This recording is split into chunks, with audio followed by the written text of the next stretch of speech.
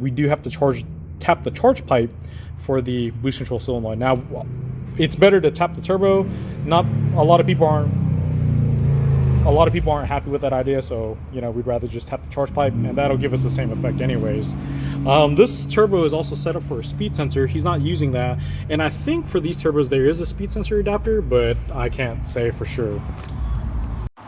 So once we get the turbo finished up, then at that point we will start doing the PRP trigger kit, and then getting that all set up.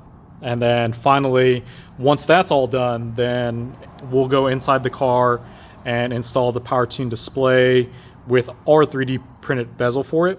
And then that should be it. We can get this car out of here.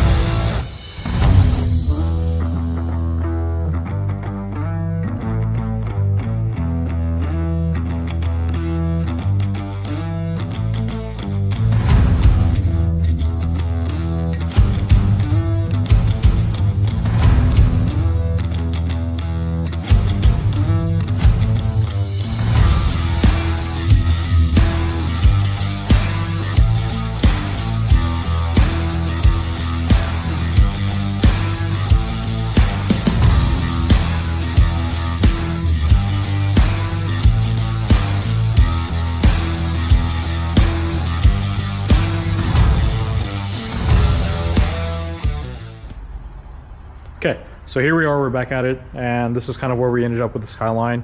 As of today, we got the downpipe wrapped up, as you guys saw. We've got to get a fitting for the compressor housing for the boost control solenoid. We've got to finish the dump, we got to do the dump tube, which is just going to be an open dump going straight down, and then we've got to obviously take the gate off to do the fittings here. Once we get the car started with the new turbo, just to make sure that our work is good in terms of the coolant lines, and speaking of which, we've got to add a P-clamp on the valve cover here for the coolant line. But so long as the coolant, the feed, drain, all that other stuff is good, we're going to go ahead and move over to the timing belt side of things. So on the timing belt side of things, we've got the PRP trigger kit, we've got the baffles for the valve cover, new belt, all this other fun stuff as well for this one.